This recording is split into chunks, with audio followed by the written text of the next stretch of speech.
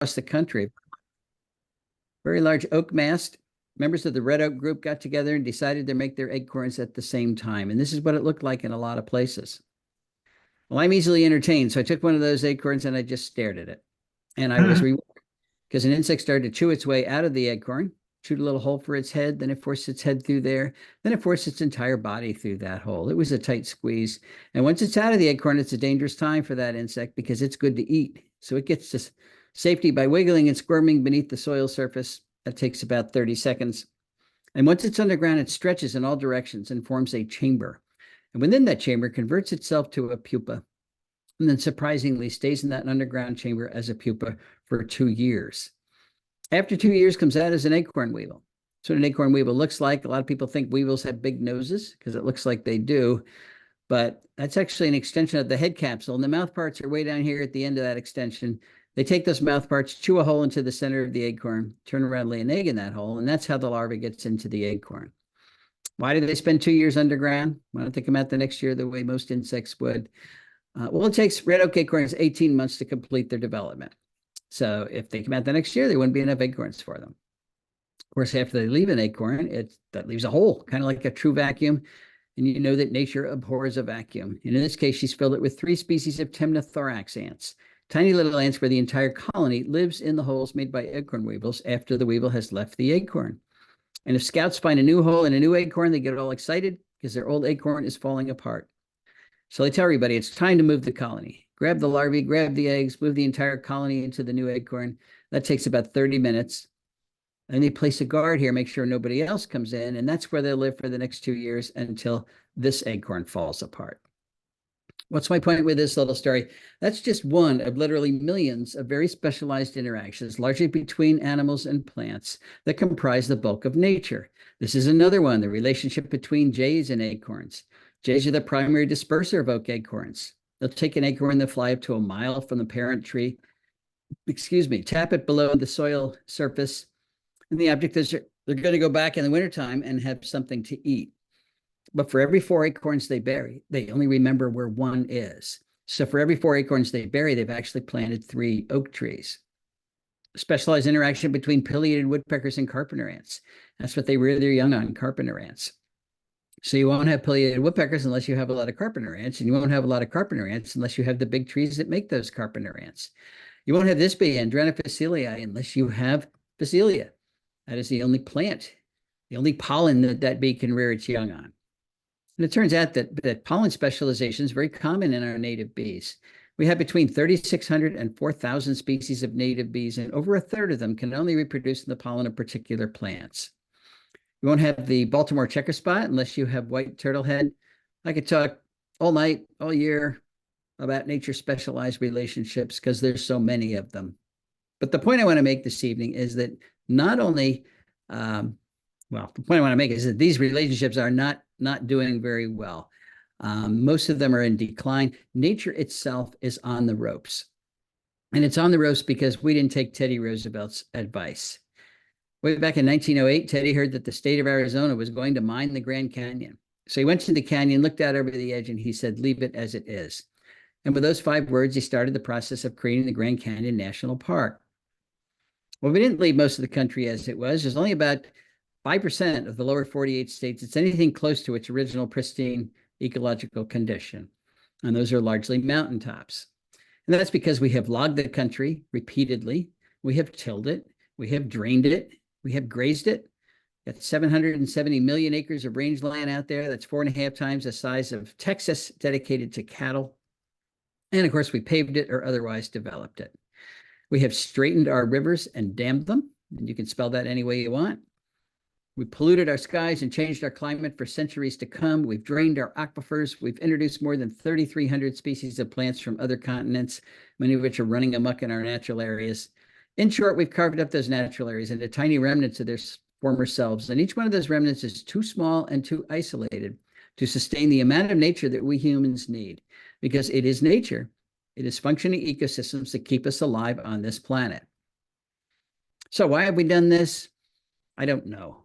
But I suspect we thought that the Earth, our nest, was so large we could foul it forever and there wouldn't be any consequences. But of course, we were wrong about that. And that's why we're seeing some scary headlines these days, like the insect apocalypse is here. What does it mean for the rest of life on Earth? Talking about global insect decline. Followed by this one, North America's lost 3 billion breeding birds in the last 50 years. That's a third of our North American bird population already gone. The UN is predicting we're going to lose 1 million species to extinction in the next 20 years. And they made that prediction 2 years ago. So I guess it's the next 18 years now. It's a prediction, but it's one we have to make sure does not come to pass because those are the species that keep us alive on this planet. It's serious stuff. So I could go on talking about the pox that we humans have delivered upon the environment, as Shakespeare would say, upon all of our houses. But that's not what this talks about. This talks about a cure for that pox. It's a cure that'll take small efforts from lots of people like you and me. But those efforts will deliver enormous physical, psychological, and environmental benefits to everybody. Edwin Wade Teal once said, "We cannot make the world uninhabitable for other forms of life and have it habitable for ourselves. This is just common sense." Let's return briefly to this headline. The insect apocalypse is here. What does it mean for the rest of life on Earth? Well, back to E.O. Wilson. He told us what would happen if insects disappeared from Earth, and he did it way back in 1987 with this paper, The Little Things That Run the World. And again, his message was very clear. Life as we know it depends on insects. And if they would disappear, so would most of our flowering plants. And if most of our flowering plants disappeared, it would so drastically change energy flow through our terrestrial food webs that through our terrestrial ecosystems, that the food webs that support our vertebrate animals would collapse. The amphibians, the reptiles, the birds, and the mammals would all disappear as well. The biosphere, the living portion of the Earth, would rot because we would have lost insect decomposers that rapidly turn over nutrients, and all we would have is bacteria and fungi. And humans wouldn't survive any of those changes. There is good news, and that is that none of that has to happen. We can save our insects, we can save our birds, we can save nature itself, but we're going to have to change the way we landscape to do it. Why is that? Well, remember, humans are products of nature. We are totally dependent on the life support that ecosystems provide. Here are a few things that plants do that we depend on every day, like oxygen, like clean water. Plants slow its journey to the sea where it becomes too salty to use. Carbon capture, enormously important today. Plants are pulling carbon dioxide out of the atmosphere, out of harm's way, building their tissues out of that carbon, and then pumping the extra carbon into the ground where it's very stable. Plants are building topsoil, holding it in place. They're preventing floods. They're dampening severe weather. They're converting sunlight into food. If we lose our plants, we're going to have to eat sunlight, and we will all lose weight. What do animals do for plants? They provide pest control services. They pollinate nearly 90% of our flowering plants. They disperse plant seeds. So designing landscapes like this that destroy the production of ecosystem services is just not a good idea. Never was a good idea, but today it's a terrible idea because of those 8 billion people that are demanding more and more ecosystem services every day. Now, we do have parks, we do have preserves, and they're doing the best they can, but it's not good enough, which is why we are in the 6th great extinction event the planet has ever experienced. So I think the solution is obvious. We now need to practice conservation outside of parks and preserves on landscapes just like this. Now, there have been visionaries through the ages who have recognized that we humans needed to work on our relationship with planet Earth, and Aldo Leopold was one of the most eloquent. He wrote extensively in the first half of the 1900s. One of the things he said is the oldest task in human history is to live in a piece of land without spoiling it. There have been indigenous groups who have been able to do that for long periods, but our huge Western societies and our huge Asian societies are terrible at doing that. We habitually take more from the land than has to offer, completely wrecking an area, going to another area, doing the same thing. Not sustainable behavior. But Aldo Leopold had a lot of faith in humans. He believed we were capable of developing what he called a land ethic. He knew we had to use the land. We had to farm and lumber and graze and mine and do all of those things. But he believed we could learn to do them gently enough that we did not destroy local ecosystems. That's what he called the land ethic, and he wrote about it in the Sand County Almanac, his most famous book. What he didn't write about was developing a land ethic where we actually lived. And I'm not sure why that was, but I suspect that the notion that humans and nature cannot live together. We cannot coexist in the same place at the same time. That notion was so deeply embedded in the culture of Aldo Leopold's day, still embedded in our own culture. He may not have recognized it as an option. What I want to argue this evening is that not only is living with nature an option, it's now the only viable option that's left to us. In the past, of course, conservationists worked pretty much exclusively where there weren't a lot of people. We now need to turn that on its head and practice conservation where there are a lot of people, because that's pretty much everywhere. And that means we've got to find ways for nature to thrive in human-dominated landscapes, not hang on by a thread, not get diminished every day, but thrive. Where should we start? Well, back to private property. Most of the country is privately owned. 78% of the entire 48 states is privately owned. 85.6% east of the Mississippi is privately owned. If we don't practice conservation on private property, we're going to fail. Now, when I use the word conservation, I'm not using it exactly the way I mean. We do want to conserve any bits of nature that are left out there, but there's not very much that's left out there. So we have to go beyond conservation into restoration. We have to put it back together again. But for that to work, we have to start with the building blocks. We have to use the species that contribute the most to ecosystems. And there's two groups we can't do without. One is the flowering plants. And of course, the pollinators that allow those plants to reproduce. They're capturing energy from the sun and through photosynthesis, turning it into the food that supports just about all the animals on the planet. So now we have the food that animals need locked up in plant tissues, mostly leaves. If you don't get that food to animals, you don't have any animals. And if you don't have any animals, you don't have a functional ecosystem. Well, it turns out that most of our vertebrates do not eat plants directly. Most of the vertebrates eat invertebrates that ate plants. And most of those invertebrates are insects, but not any insect. Turns out that caterpillars are transferring more energy from plants to other animals than any other type of plant eater. So if we design landscapes that don't have a lot of caterpillars in them, we're going to have failed food webs and eventually failed ecosystems. I'm going to use the Carolina chickadee as an example. That is the chickadee species that is at my house in Southeast Pennsylvania. You probably have the black-capped chickadee, very similar birds doing pretty much the same thing. And in the wintertime, those are the birds that are at our feeders eating seeds. So we tend to think that's all the chickadees need.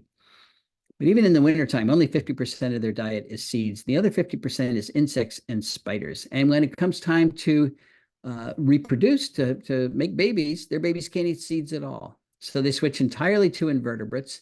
And if they're in a healthy environment, they will rear their young exclusively on caterpillars. And they're not alone.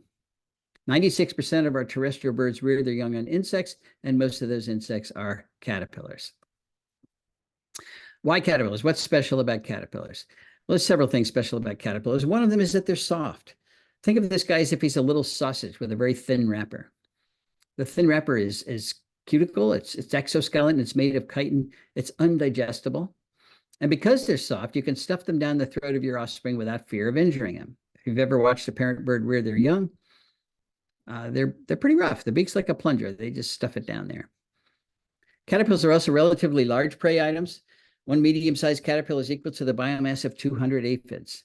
Now, some of our smaller birds do chase aphids around, but do you want to chase 200 aphids or get one caterpillar? Caterpillars are nutritious. They're very high in fat, very, very high in protein, low percentage of chitin, of exoskeleton compared to many other insects, particularly beetles. Beetles are not like little sausages. They're like little tanks. So much of a beetle is undigestible, and many beetles have really sharp edges too. And finally, it turns out that caterpillars are the best source of carotenoids for birds during the breeding season. And I mentioned carotenoids not because I love organic chemistry, but because I'm a vertebrate, and you're a vertebrate, and birds are vertebrates, and we vertebrates cannot make our own carotenoids. Only plants make carotenoids. So we have to get our carotenoids from plants, and we have to get them from plants because carotenoids are essential components of vertebrate diets. Where the birds getting their carotenoids from during the breeding season? Well, from all those prey items they bring back to the nest. But look, carotenoids are not equally distributed among bird prey items. These first two bars here are types of caterpillars. They have far more carotenoids than other types of bird prey. And way down here is the earthworm. So the early bird gets the worm, but he doesn't get any carotenoids when he gets the worm. And there's a direct relationship between how often a prey item is brought back to the nest and the amount of carotenoids they have. Caterpillars are brought back more often than anything else, followed by orthopteroids, like crickets and grasshoppers, that have a lot of carotenoids, but less than caterpillars. And all these other guys are nestled down here. So those studies suggest that caterpillars are not optional parts of bird diets. They are essential parts of most bird diets. So let's just say most birds need caterpillars. The next question is, how many do they need? Is one or two enough? Or one or two a day enough? It's a good question. So let's go back to chickadees. There's a lot of data on chickadees. How many caterpillars does it take to make a nest of chickadees? One or two is not enough. One or two a day is not enough. It takes thousands, 6,000 to 9,000 caterpillars, depending on the number of chicks in the nest, to get that nest of chicks to the point where they fledge, where they leave the nest. And after they leave the nest, the parents continue to feed them caterpillars 21 days. But they're flying all around, so nobody's counting how many caterpillars that is. But it's going to be in the tens of thousands required to get one nest of a bird that's a third of an ounce through to independence. Third of an ounce, that's 4 pennies worth of bird. And if you want chickadees to breed in your yard, you've got to have all those caterpillars in your yard, because chickadees only forage about 50 meters from the nest. That is true for most birds. They're foraging very close to the nest. They are not flying 5 miles down the road to the nearest woodlot. And if we landscape in a way that does not include all those caterpillars, that's called insect decline. And it's really looking like insect decline is one of the major causes of the bird declines that people are measuring these days. We went to the original data set of Rosenberg et al. That's the Smithsonian group who said we've lost 3 billion breeding birds in the last 50 years. And we divided the terrestrial bird species into two groups: the species that require insects, primarily when they're breeding, and the species that do not require insects. So things like doves and finches and crossbills can actually make a little milk out of the seeds they eat. That's what they rear their young on. And look, they didn't lose any numbers at all in the last 50 years. But the species that require insects lost on average 10 million individuals per species. Doesn't prove cause and effect, but it does suggest as you take bird food away, you lose the birds. And it's not just tiny birds that need insects. This is a kestrel eating a white-lined sphinx. And it's not just birds that need caterpillars. This is an ornate box turtle. Used to be common in the Midwest.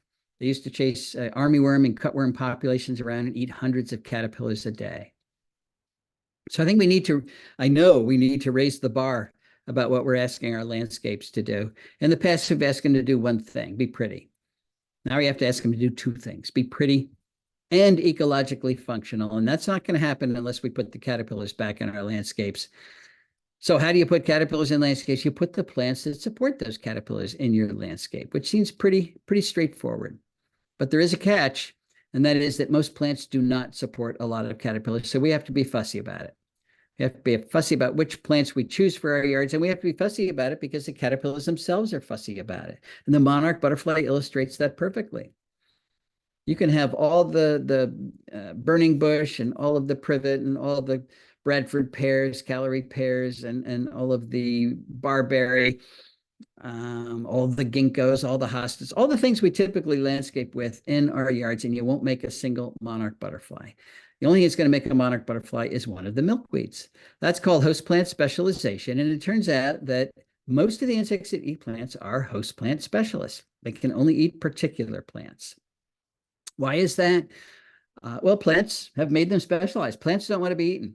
They want to capture the energy from the sun and use it for their own growth and reproduction. So they've loaded the leaves with nasty compounds, secondary metabolic compounds that make those leaves either bitter or downright toxic. And it's a really effective defense that keeps most of the insects of the world from eating most of the plants of the world, which is why it's green out there in the summertime.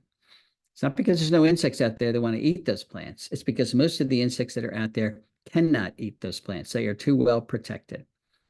But we do know that insects eat plants. So how do they do that? How do they get around those chemical defenses? Well, this is where the specialization comes in. 90% of the insects that eat plants are host plant specialists.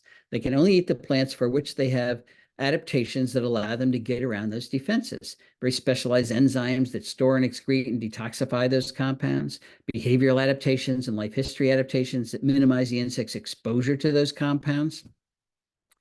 But it takes a long period of interacting with those plant lineages for all those adaptations to fall into place. And once they do, the insect's locked into eating that particular plant lineage. So if we take the milkweeds, for example, out of our yards and replace them with hostas, the monarch's not going to start to make a living on a hosta. It can't do it. It's locked into eating milkweed, so it has two choices: fly away and find milkweed someplace else, or starve to death. There are three kinds of plants out there: plants that contribute energy to local food webs, plants that do not contribute energy to local food webs, and plants that remove energy from local food webs. Very best contributor in 84% of the counties in which they occur is one of the oaks. They're contributing more energy to our local food webs than any other plant genus by far. Good example of a non-contributor would be a ginkgo biloba from Asia. It's a good ornamental plant, has nice fall color, but nothing eats a ginkgo. So it's not adding any energy to the local food web. And a good example of a detractor would be Callery pear or Bradford pear, or any of the invasive ornamentals that are not adding energy to our local food webs, but they are escaping where we plant them and pushing out the native plants in our natural areas that do add energy to our local food web. So the net result is a loss of energy from that food web. So all I'm trying to say here is that plant choice matters. We are not going to be able to restore ecosystems if we don't have functional food webs within those ecosystems. And we're not going to have functional food webs if we don't choose the right plants. And I'm going to give you 3 examples of how well this works when we do choose the right plants, starting with my house, our house, where my wife Cindy and I moved in the year 2000. This is what it looked like when we moved in. It was part of a farm, 10 acres of a farm that was broken up. Last thing they did, it was an old farm, been farmed for almost 300 years. And the last thing they did was to mow it for hay. So there are very few plants there. And our job was to put it back together again, which we had never done before. We really didn't know what we were doing. But one of the things I wanted to try was to add a caterpillar host plant to this space and see whether that species would come and use that host plant. And the first one I tried was the Canadian owlet. I'd never even seen a Canadian owlet before. It's a pretty little thing. That's what the adult looks like, just like a leaf. Well, you're not going to have Canadian owlets unless you have their host plant, meadow. And we didn't have any meadow. We didn't have much at all. So I got some meadow seeds from someplace, planted them. They grew very nicely. But this was early on, and I actually had very little faith that Canadian owlets would be able to find my little patch of meadow. They would appear out of nowhere and find my meadow. So I didn't even go out and check it after I planted it for about 2 months. But I was walking by one day and I just looked over and it was covered with Canadian owlets. They had found it right away. I'm still impressed with that. So now we have a good population of meadow and a good population of Canadian owlets. We've added 2 species to our restoration. Same story with the goldenrod stowaway.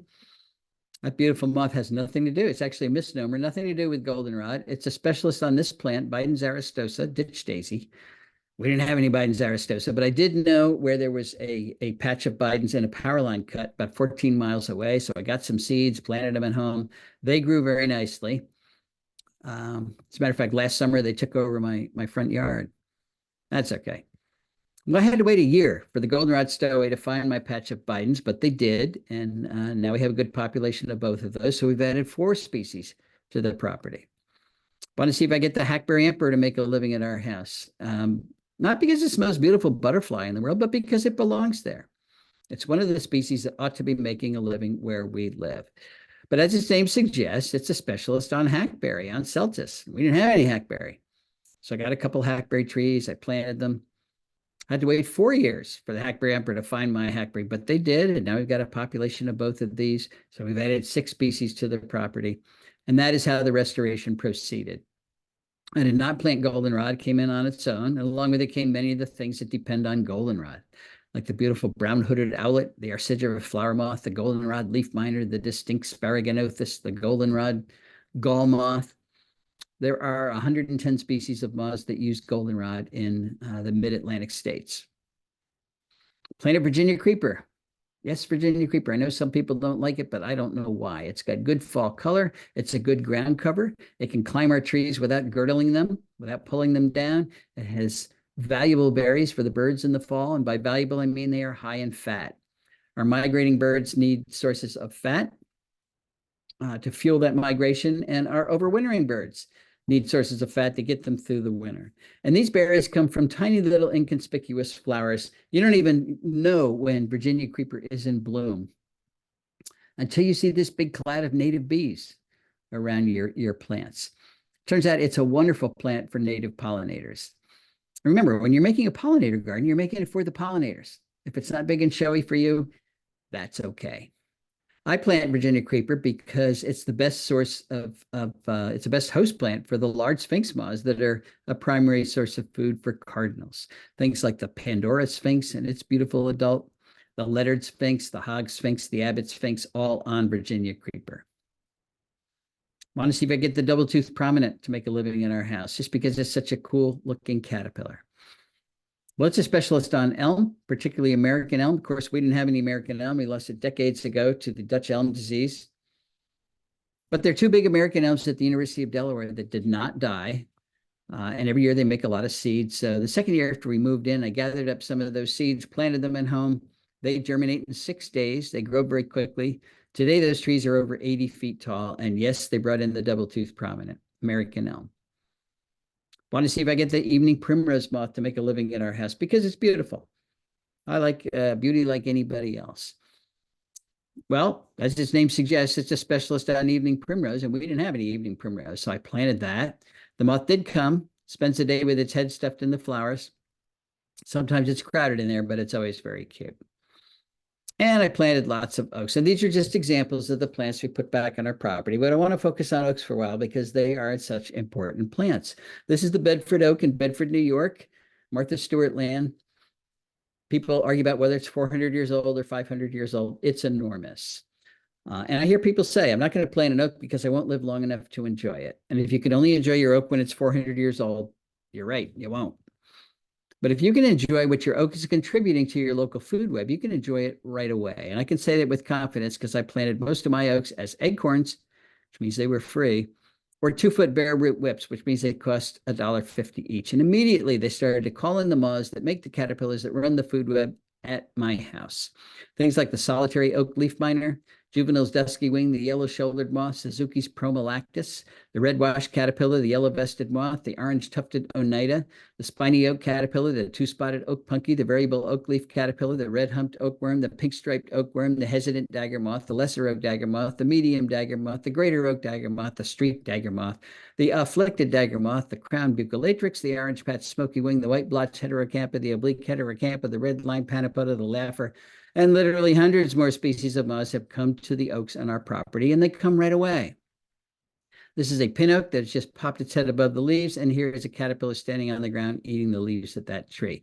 You do not have to wait decades or hundreds of years for your oak to start to support the local wildlife. It will do it immediately.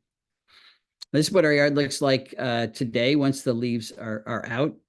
Picture taken pretty much from the same place I took that first picture. We put plants back. Not all of them. We're still working on it. But my research has shown over the last, it's been 20 years now, that if you know the number of species of moths in your local food web, you have a very good index of how stable and productive that food web is. So about 7 years ago, I started taking a picture of every species of moth I could find on our property. I am still at it, but I'm up to 1,266 species that I found so far, because we put the plants back. Now we have 10 acres. Pennsylvania is 29.2 million acres. So on one tiny sliver of Pennsylvania, we've got 48% of all the moth species that occur in the entire state because we put the plants back. And because so many of these species are types of bird food, we have recorded 62 species of birds that have bred on our 10 acres. Not flew by, but bred. Why am I telling you this? Well, this is another headline we see all the time. World Wildlife Fund says that that Earth has lost 2/3 of its wildlife since 1970. It's a terrible statistic. But I'm thinking, gee, not at our house. I'm convinced we have increased biodiversity by more than 2/3. It didn't take that long, and it wasn't that hard. We just put the plants back. What would happen if everybody put the plants back? We really could turn things like this around. But will it work on smaller properties like typical properties in suburbia? It's an excellent question. So let's go to Margie and Dan Terpstra's house in Kirkwood, Missouri. They have 0.6 acres, 18 times less land than Cindy and I have. They're in the middle of a development. When they moved in, their yard was choked with bush honeysuckle, Amur honeysuckle from Asia, so they got rid of that. They planted 70 species of native plants, put in a water feature that they call a bubbler, and then they started to count the birds using their yard, and they're up to 154 bird species that have used their yard, including 35 warbler species, an incredible number. Cindy and I have only recorded 8 warblers at our house. So does it work on smaller properties? Absolutely. What about urban yards? Let's go to Pam Carlson's house in Chicago, and I mean in Chicago. Her property abuts O'Hare Airport. She has 1/10 of an acre. That's 3 times smaller than the average lot size, not connected to any natural area at all. It's a pretty 1/10 of an acre, but she's an island, a little island in the middle of Chicago. So this is, by the way, if you're ever wondering whether you can make a pretty attractive landscape exclusively out of native plants, that's what this is. Pam is a native plant landscaper, and she's good at what she does. But she did the same thing. She got rid of her non-native plants, put in 60 species of native plants, including a water feature. And then she sat back to count the birds. She's up to 125 bird species, including a woodcock that have used her yard. There's Pam's woodcock. So if you haven't seen a woodcock lately, go to Pam's house in Chicago. All right, there's 4 things we need to think about if we're going to succeed in a big way, and we need to succeed in a big way. One of those is to think about those big lawns. We've got, last figure I saw was 44 million acres of lawn in this country. That's an area bigger than New England dedicated to an ecological deadscape. Why do we do that? Well, it's a status symbol. And we need to display our Halloween decorations. And we need to display our Christmas decorations. But what if we were to cut that area of lawn in half? Notice I'm not saying get rid of your lawn. Just cut the area of lawn in half. Take spaces like this and turn them into this. I got this picture from Dan Getman. He lives in Missouri. He's just starting out, but he had this giant lawn. He's starting to put in the native plants. So he sent this picture to me. It's a very, very good example. So let's make the math simple. Let's say we've got 40 million acres of lawn. We're going to cut that in half. That'll give us 20 million acres, that we can restore right at home. And that's enough to create what we're calling Homegrown National Park. And it'll be big. It'll be bigger than the Adirondacks, plus Yellowstone, plus Yosemite, plus Grand Tetons, Canyonlands, Mount Rainier, North Cascades, Badlands National Park, Olympic National Park, Sequoia National Park, plus the Grand Canyon, plus Denali, which is huge, plus the Great Smoky Mountains. Add up all those parks, still less than 20 million acres. So Homegrown National Park will be the biggest park in the country. What do we get when we put a park at home? What do we get when we put some part of nature right where we live? You get the opportunity to interact with it at your own time, your own pace. All you have to do is go outside, maybe even just look out the window. You can avoid crowds. You know, if you go to a real national park, 375 million people last year, that was the number of people there. So I know what you're really going to interact with. It's free. There's no admission fee. It's never closed, no matter what pandemic comes down the pike or what government closure we have.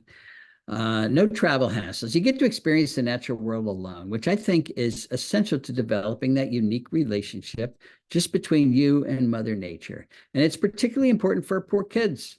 We're suffering from nature deficit disorder, according to Richard Louv. So we're trying. We get 30 kids. We put them on a bus with a teacher. They drive to a natural area, and they walk around for an hour. The teacher tells them not to touch anything. And they get back on the bus and they go home. And that's their experience with the natural world, which I'm sure is better than nothing. But it's really been an experience with 30 other kids and a teacher telling them not to touch anything. If these kids have some part of nature right where they live, all they have to do is go outside and get to know it, become friends with it, become comfortable with it alone. No parental supervision. When we hover over our kids, we're sending the message that this is dangerous stuff. You are incapable of dealing with it. That is a terrible message to send to the future stewards of the planet. If they don't know that they're stewards of the planet, if they don't love being a steward, if they're afraid of it, they're going to be lousy stewards. And we can't afford any more lousy stewardship. Maybe they'll learn how to hunt lizards. I'm learning this from my own granddaughter, Zoe, who lives in Hawaii on a very modest patch of nature. It's a little piece of lawn with a hedge. But there are anole lizards there. And when she discovered that, she sent me this picture to describe how you hunt lizards. You get in the ground and you cover yourself with leaves and sticks so the lizards can't see you coming. Then you crawl slowly towards them. No smiling. This is serious business. You can wear your best dress. That's okay. But you sneak up on the lizard. You catch the lizard. You put it in an aquarium. You learn how to take care of it. You learn how to be a good steward of that piece of nature. And you fall in love with that piece of nature. Now, I don't think Zoe's going to be crawling on the ground, catching lizards in her best dress the rest of her life. I don't think. She sent me this picture, so who knows? But I guarantee she's going to remember these interactions with nature the rest of her life. And I guarantee she's going to be a good steward of the planet because of them. If you want to join Homegrown National Park, you can do it. Go to our website, homegrownnationalpark.org. Register your property on the map and the amount of area on your property you're going to be a good steward of. Then your little piece of your county is going to light up with a firefly. You get to see how many other people have joined Homegrown National Park in your county. And the object, of course, is to get the entire country to light up with a firefly. The states are color-coded depending on how many people have joined Homegrown National Park. So we can have a little competition here. The darker the green, the more people have joined. Canada's now joined us. So we're restoring properties all over the country. Our mission is very simple. We want to regenerate biodiversity by motivating millions of people to plant natives, remove the invasives that are on their property, and by doing that, reshape their relationship with nature. There are real ecological products associated with Homegrown National Park. One is a significant increase in biodiversity. And what's happened on our property is a good example of that. Nature's really resilient. If you put those plants back, it will come back as well. Measurable reduction in invasive species. If everybody got rid of the invasive plants on their property, we'd be 78% done. We'd be 85% done in the east. That's a very good first step. Significant drawdown of atmospheric CO2. Lawn is the worst plant for sequestering carbon. So if you replace it with anything, you're going to sequester a lot more carbon and therefore help climate change. And you're also going to create viable habitat outside of parks and preserves. Any bit of conservation we do outside of a park is going to help conservation inside of the park. There are also important sociological products associated with Homegrown National Park, and one is national awareness, not just of what the problems are, but what the solutions are and what our roles in those solutions are. We are trying to change the culture. We want people to recognize that nature's not optional. It's not there just for our entertainment. It's essential. It's essential for everybody, which means everybody should share the responsibility of sustaining it. We want to convert hope into action. Hope is good, but action's even better. And we want to merge existing conservation organizations like Audubon, National Wildlife Federation, Wild Ones, all into one visual that we call the biodiversity map. So we can see how we're doing. We can see where the gaps are, where we need to focus a little bit more. So we're going to shrink the lawn. What plants should we put in the area that was once lawn? I'm going to suggest that some of those have to be what I'm calling keystone plants. Remember what a keystone is. It's the stone in the middle of the Roman arch, and if you take it out of the arch collapses. Well, if you take keystone plants out of your local food web, the food web collapses because they are making most of the food, most of that caterpillar food. Just 14% of our native plants are making 90% of the caterpillar food that drives those food webs. So think of the keystone plants in the ecological house that you're building as the 2x4s that support that house. They're essential. You can't build a house out of wallpaper, and that's what we've been trying to do with our ornamental plants for the last century. What's the best keystone plant? Well, again, it's one of the oaks, any of the oaks across the country. In the mid-Atlantic states, they support 557 species of caterpillars, over 950 species nationwide. No other plant genus comes close to that. How do you know what the best plants are where you live? You go to Native Plant Finder on the National Wildlife Federation website, put in your zip code, and the ranked list of the most productive woody and herbaceous plant genera in your county will pop up. So it'll look something like this, but much bigger list. I just ran out of room. So the old excuse of I don't know what to plant to help wildlife is just an excuse now. Now you do know what to plant. Just go to Native Plant Finder and it will guide you. So we're going to shrink the lawn. We're going to use keystone plants. We're going to invite a lot of insects to our yard, and then we're going to kill them with our security light, which of course is not the goal. Turns out that light pollution is one of the major causes of insect declines in this country and in Europe as well. These are all the ways that lights are killing insects. It's good news. It's good news because you've got to turn around insect declines. Last study I saw was that we had lost 75% of the insects on this planet. That is terrible news because they are the little things that run the world. If we can turn that around, if we can reverse that by flicking a switch, we're getting off easy. There are a lot of switches to flick, but there's a lot of us to flick those switches. Now, if you're worried about turning off your light over your barn or your garage or your front light, put a motion sensor on it so it only turns on when the bad man comes.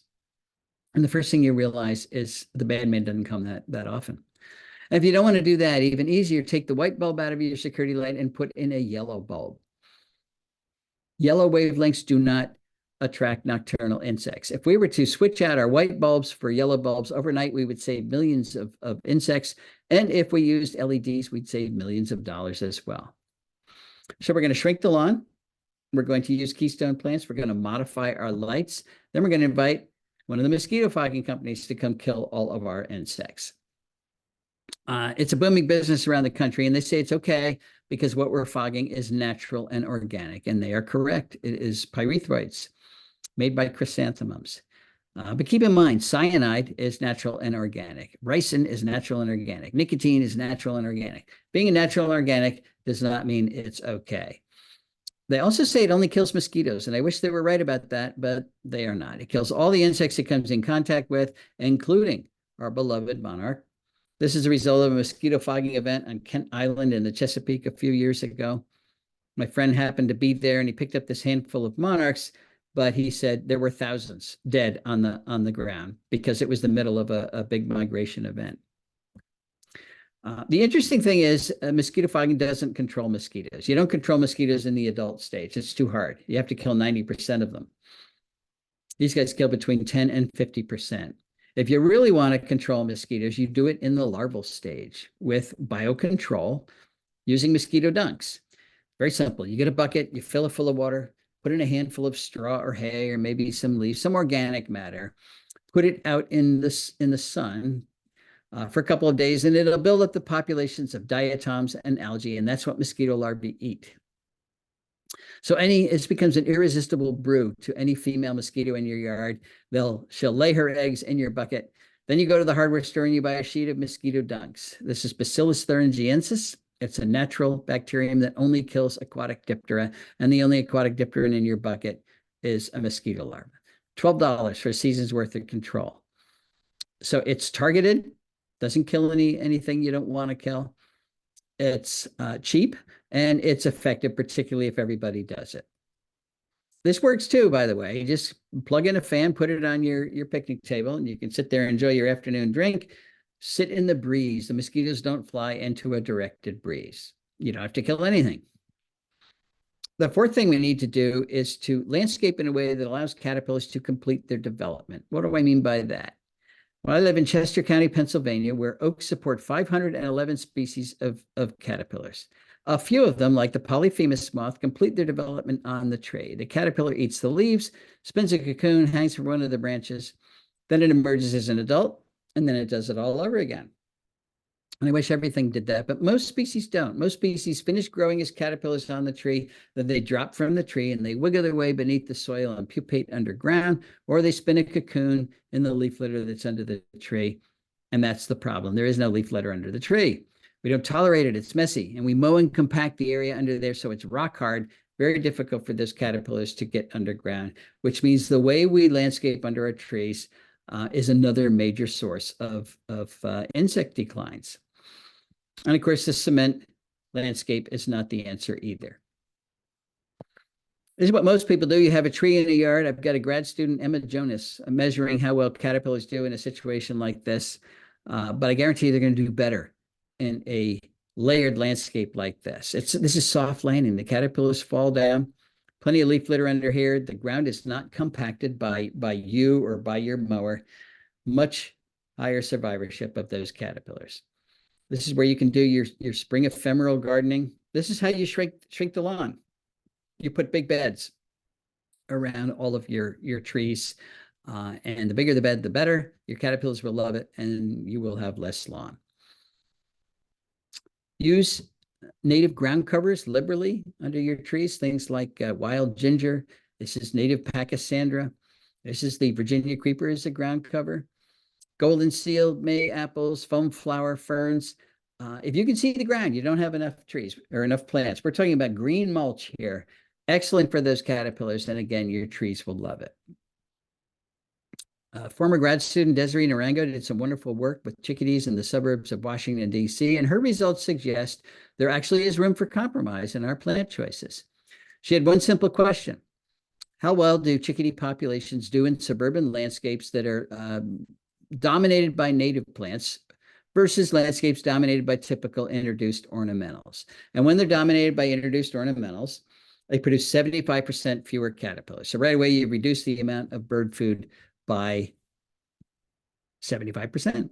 They were 60% less likely to have breeding chickadees at all.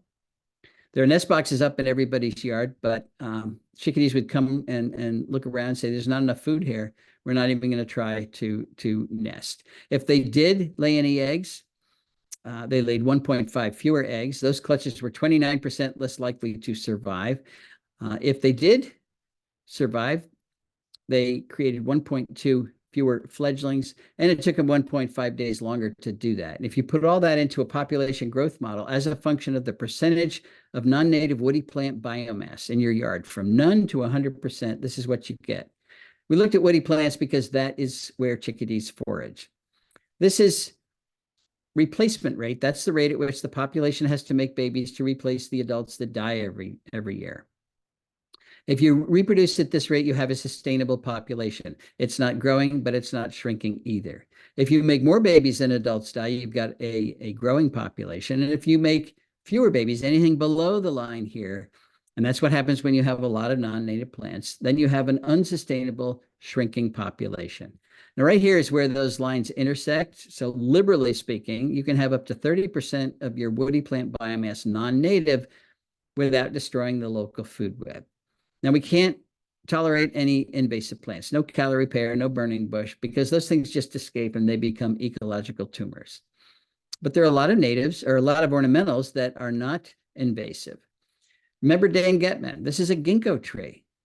I don't know if you noticed that the first time. Why does Dan have a ginkgo tree in his native planting? Well, Dan's wife likes ginkgos, and Dan likes his wife. So we planted a ginkgo tree. The question is that tree wrecking the productivity of this landscape? No, it's just there. Is it going to escape and wreck the woodlot? No, it's just there. So I like to think of plants that are just there and not contributing as statues. So there you go. There's Dan's statue. If all of his plants were statues, he would not have a productive landscape. But it's not the presence of non-native plants that destroys food webs. It's the absence of those productive natives. So if we increase the percentage of these, we can tolerate many of these. Can we use natives formally? Of course we can. This is a Lynn O'Shaughnessy design taken by a drone 400 feet up. You don't get more formal than that. And every plant in that landscape is a native plant. Formality is a function of the design. It's not a function of the plants in the design. Our native plants are used in formal designs in Europe every day, and they love them over there. If Europeans can love our native plants, maybe we can too. Can we get a pollinator garden into a suburban landscape like this without offending anybody? Yes, we can. Just put a little fence around it. It formalizes it. Tells your neighbor this is on purpose. It's not a bunch of weeds you forgot to mow. It's pretty when it's in bloom. It's meeting the needs of several species of bees. It's not very big, but if everybody did it, it would help those pollinators. How about this? A Drew Latham design. It's much bigger. Imagine the amount of life here versus the amount of life here. Seems like a no-brainer. Can municipalities help us live with nature? Yes, they can, and many of them are doing it. Minnesota's been doing it for a while. It's got a cost-sharing program that is helping homeowners reduce or eliminate their lawn and replace it with appropriate Minnesota prairie plants. There is an island, Marco Island, I think it is, off of Florida, that is paying homeowners to allow burrowing owls, listed species, to burrow in the front yard. This is the way the Endangered Species Act should have been written, with carrots rather than sticks. If you have an endangered species on your property, we're going to pay you to take care of it rather than fine you if you actually use your property. Everybody would want an endangered species. Put a bounty on invasive ornamentals like Callery pear. That's what Fayetteville, Arkansas did, St. Louis, Missouri, North Carolina. Take out a Callery pear, you get a free tree replacement. Public utilities are paying people $100 coupons to plant water efficient native plants. And of course, the big lawn reduction programs in the far west, particularly California. Excuse me. This has gone up. You get $3 rebate for every square foot of lawn you replace with a xeric planting in California. And if you want more information on all those programs, memorize that. All right, I think we've made 3 missteps in the early years of conservation. And the first one's important. We're starting to think of nature as if it's optional. It's not that we don't like it. We like nature. We like to walk around, do bird watching, but it's not essential. And if it's not essential, when push comes to shove and resources are in short supply, which is always, nature takes a back seat. Went to the Cincinnati Zoo before the virus broke out, and there's this wall-sized poster there, which to me epitomizes our society's view of conservation. We want to save wildlife, save nature, so that future generations can enjoy it. And I get that, because nature is enormously entertaining, but it is much more than that. We need to save nature so that we have future generations. It's a little bit more urgent. We've also assumed that humans and nature cannot coexist. Now, we talked about that, but if we restrict conservation just to the places where there's not a lot of humans, we're going to fail, because those places are too small, too few, and too isolated. David Quammen has a wonderful analogy between a Persian rug and an ecosystem. This is a functional Persian rug. That's not 71 Persian rugs. And that's what we've done to our ecosystems. This is 71 rug fragments, not a Persian rug. The UN designates biosphere reserves as places of ecological significance. And I don't like that language because it suggests there's places on planet Earth with no ecological significance. Not so. Every square inch of the planet has ecological significance, including our yards, including our corporate landscapes, including our roadsides, even including much of our agriculture.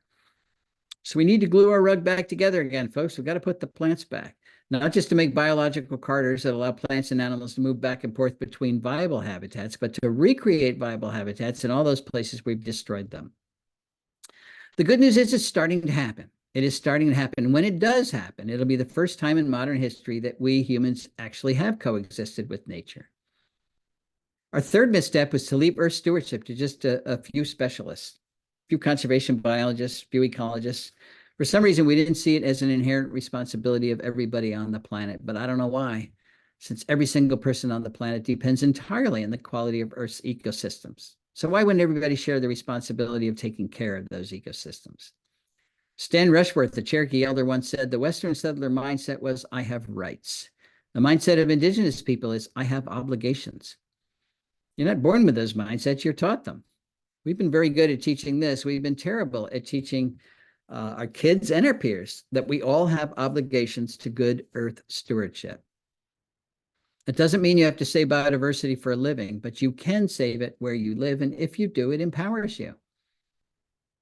More and more people recognize the Earth has some serious issues, but they feel powerless. What can one person do? Well, one person can shrink the lawn. One person can use keystone plants. One person can modify their light. One person can fire Mosquito Joe. One person can put in a pollinator garden. One person can remove their invasive species. One person can do a whole bunch to revitalize the function on their property and enhance their local ecosystem rather than continuing to degrade it. And it also shrinks the problem down to something that's manageable for each one of us. Don't think about the entire planet's problems. You get depressed. Just worry about the piece of the Earth that you can influence. If you own property, that's obvious. That's where you start. If you don't own property, help somebody who does. Help a land conservancy, help a park or preserve. They're all underfunded. They're all understaffed. They will love you as a volunteer. So as a property owner or a volunteer, each one of us has the power, and we certainly have the responsibility to fix dead landscapes like this. Whether or not we do so is going to determine nature's fate, and then ultimately our own. So I think I've convinced my grandchildren that you are nature's best hope. I hope I've convinced you as well. Thanks very much.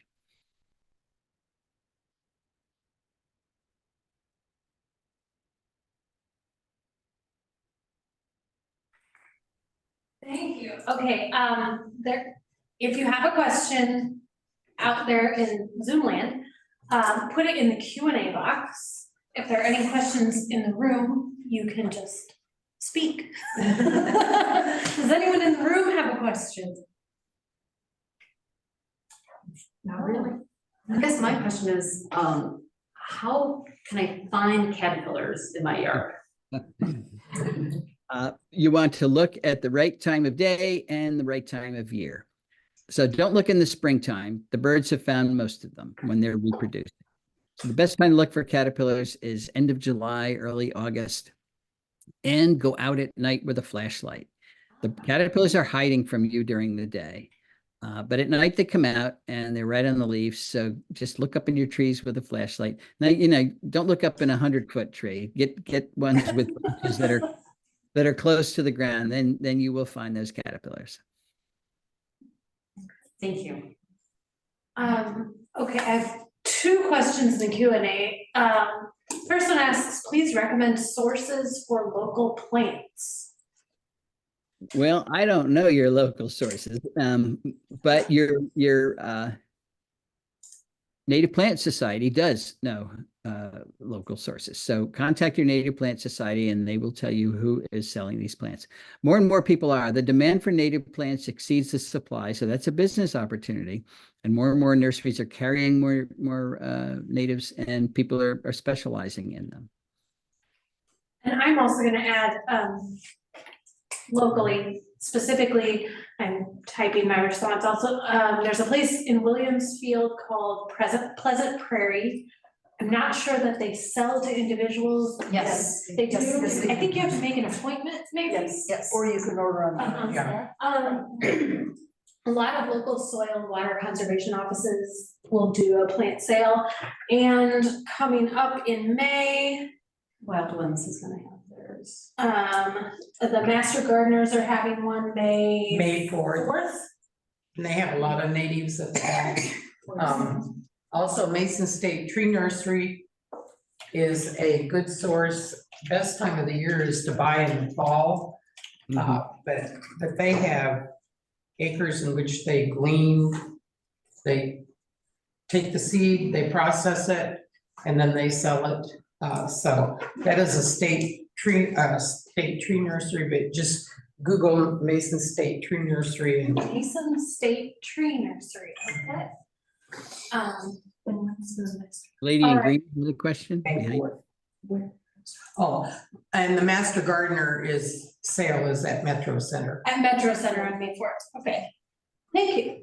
All right, we have a few more questions. Can you talk about invasive insects or vertebrates and how we should deal with them or not? Sure. I talk about how important insects are, but not insects from other countries. They come here without their natural enemies to control them, and they wreak havoc. Look at what the gypsy moth, or which now the spongy moth, has done. Look at the emerald ash borer, the hemlock woolly adelgid. I mean, just terrible, terrible, terrible messes. So what do we do about it? We do our best to not bring them in. We're not very good at that. And once they're here, we try to find ways to control them. The best way is biological control. You have to bring in their natural enemies, but that takes at least 10 years of research to figure out what those enemies are, put them through quarantine to make sure they're not going to attack anything else. So look what's happening. The emerald ash borer has killed literally millions of ashes. We are starting to get a handle on it. There are places with the parasitoids they released that are getting 50% control, but all those trees are already dead. So young ashes will grow up, but it's been a huge hit on our forests. Same thing with vertebrate animals. The cane toad and Australia has suffered a lot from bringing in invasives from other continents. We want to keep the animals and plants where they co-evolve with their natural enemies to keep them in place. Once they're here, it's really hard to get rid of them. Yes. We have a big problem every year with Japanese beetles. Yeah. Japanese beetles, as adults, they eat a lot of things, but as larvae, they are grass specialists. When we've got 44 million acres of lawn, got a lot happening at Peters. Uh-huh. All right, the next question is it helpful to have multiple oak species or is just one oak type good? Well, to get the full value of your oaks, you want them to make acorns. And oaks do not self-pollinate. You need more than one. They're wind pollinated, so the pollen from one plant has to blow to the pollen of another plant. So you need at least two within pollen wind blowing distance if you want acorns. You can have a whole bunch of species, and sometimes they will hybridize. Oaks are pretty good at hybridizing. But if you want good acorn production, you definitely want more than one of each species. So I don't know how much room you have, but I would go for repeating the species until you have enough to make good acorns, and then worry about new species. Mhm. And that maybe kind of answers this other question. Someone says, I have a mature white oak tree. Why don't the acorns germinate? Maybe they only have one. Yeah, well, that could be it. You know, if it makes acorns and they fall to the ground, they germinate right away.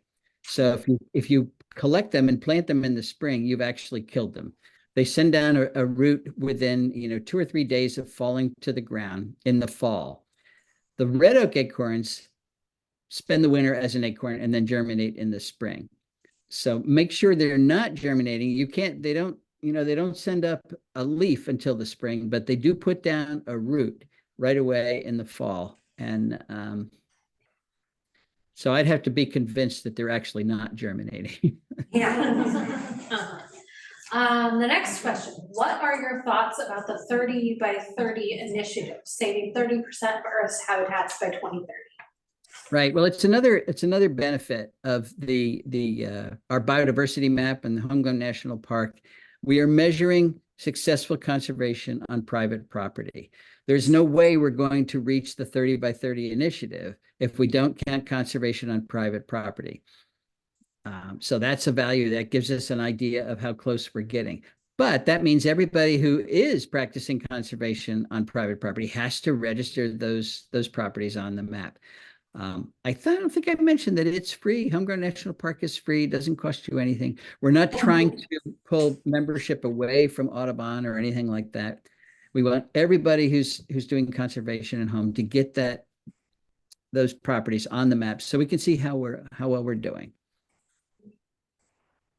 Next question, what would you recommend for a person who avoids poison ivy and pollen that causes hay fever at all costs? Well, poison ivy, you can run faster than poison ivy. It doesn't run after you. The best defense against poison ivy is learning to recognize it and simply not touching it. That sounds a little flippant, but it's not. Most people get poison ivy when they try to get rid of it. Leave it alone. It's actually a good native plant. It makes valuable berries. It supports lots of caterpillars.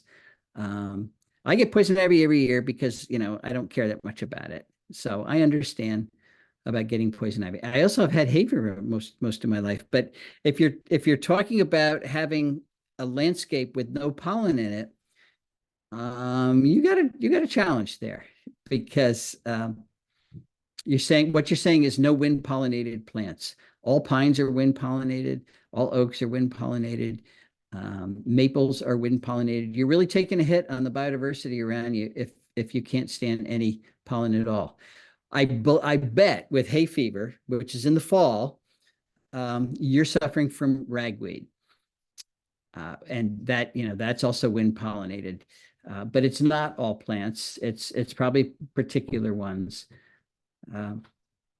So I don't know. I'm sorry to hear that you're suffering from it. I took shots for it for a long time. They didn't do any good, But one thing is, right, let me make it a medical recommendation. And since I'm not a medical doctor, you didn't hear it from me. But a product called Beaconase. It's one of those nasal sprays. It blocks the interaction. When the pollen gets in your nose, it blocks it right away. It doesn't try to cover up a reaction once you have it. And actually, my wife Cindy turned me on to that. And when she did that, that essentially cured it. I haven't had a problem since. Beacon Ace, give it a try. The next question is, will deer repellent sprays affect caterpillars? They're usually made of smelly stuff, not insecticides. Yeah, very good question. And nobody's ever tested it. I was actually thinking about a student testing it this summer. My prediction is that it will disguise the plant. So the adult moth that's trying to find the plant to lay an eggs, it's going to smell like rotten eggs. It's not going to smell like the plant that they're looking for. So I am betting that those deer sprays will reduce insect use of those plants. But again, nobody's ever measured that. This person is just saying there's a native plant sale on May 19th at Discover Donovan at Donovan Park. I believe also the Friends of Rocky Glen will be selling native plants at the Riverfront Market in May. We have two more questions. This is a cicada emergence year here. Can you talk about that a little? Certainly 100 gazillion cicadas will make for a lot of happy animals. That's true. It's a big source of protein. Yeah, you're going to have, depending on where you live exactly, the emergence of two broods, the 13-year We will. and the 17-year cicada. And in places where they overlap, you're going to have a lot of cicadas. We had an emergence 2 years ago, or maybe it was 3 years ago. For an entomologist, it's great. It's our Super Bowl. There's cicadas everywhere, and they're not around very long, but you get to see their life cycle. It's the male that is buzzing, is singing to attract the female. Then the female will lay eggs in tree stems, including oaks. And often from the point where she lays her eggs, she injects them with an ovipositor, the branch dies. That's called flagging. And people get upset about it, but don't get upset about it. It's nature's pruning mechanism. It happens once every 17 years or once every 13 years. It just gets the tips of the branches, and the trees are fine. Those trees can have up to 40,000 nymphs on the roots without any measurable impact at all, because what they're sucking is mostly water. They're sucking xylem out of tree roots, and it's mostly water, very little nutrients. One of the reasons it takes them so long to mature. But it's great food for the birds. It's great food for the mammals, the squirrels and the chipmunks and all those guys. So I don't know, enjoy it. Don't listen to the media. The media will tell you it's a terrible scourge, that it's going to drive you crazy, that you'll kill your kids because you're so crazy.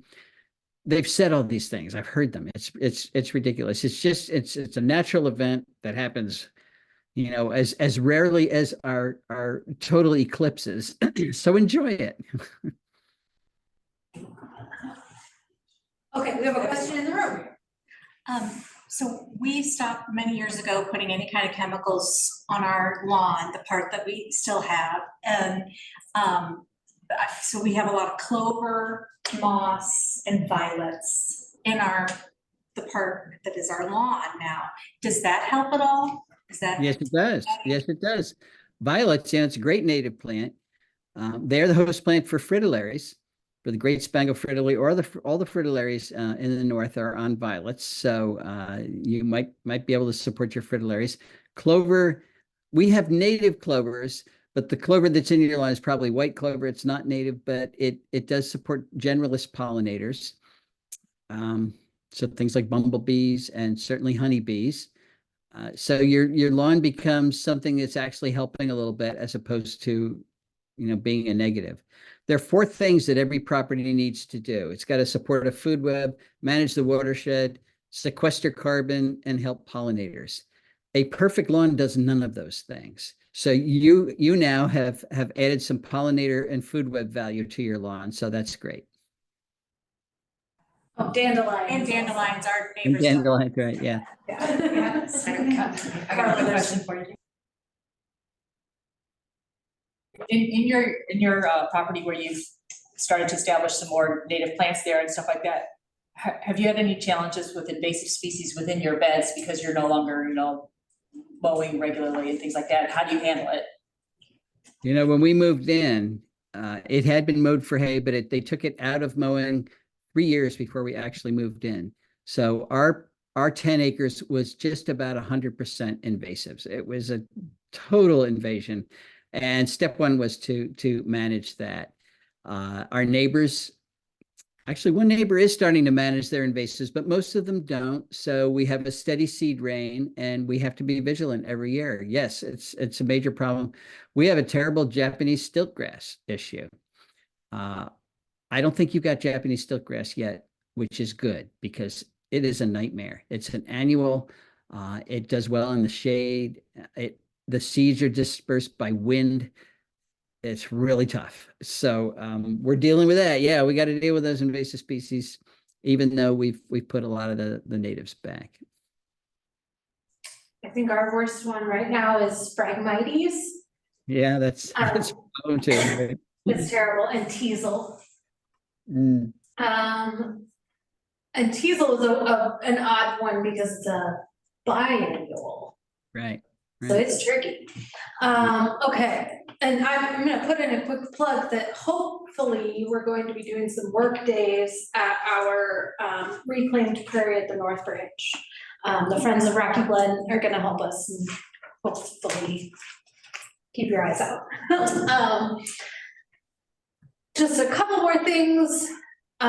This person says they have 1 acre and their 35-year-old bur oak makes a lot of acorns. Congratulations. This person says, not a question, but great talk. Can't wait to read the book. Thank you. Oh, good. Auburn Acres for native plants. I'm not sure where that is. Roanoke. It's in Roanoke. Roanoke, okay. Yep. Okay, the last question I have here, unless somebody jumps in, are honeybees in the eastern US depriving native bees of nectar and pollen like they are in the West? Well, it's a very unpopular answer, but yes, they are. Honeybee, you can have 30,000 bees in a hive. We supplement their food all winter long so that there's always 30,000 bees in the hive, and it often exceeds the amount of nectar that's out there, particularly with our landscapes where we've taken away so many flowers.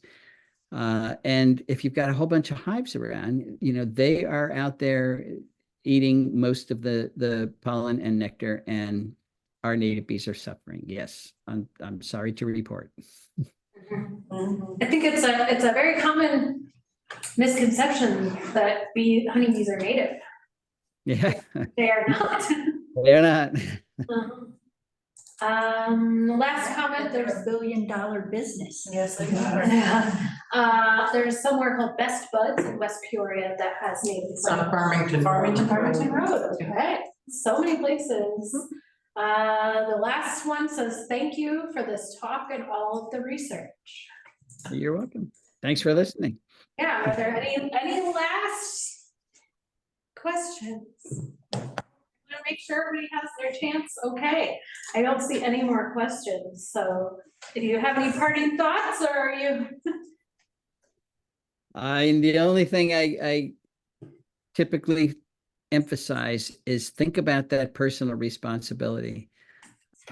We all depend on functioning ecosystems, so it's our responsibility, everybody's, whether you like nature or not, to keep those ecosystems running. And it's a new idea. People haven't thought about that. So whatever you can do at your own pace will be very valuable. You are the future of conservation. That's why I say you are nature's best hope. Those are my parting words. All right. Thanks a lot. We'll see you. All right.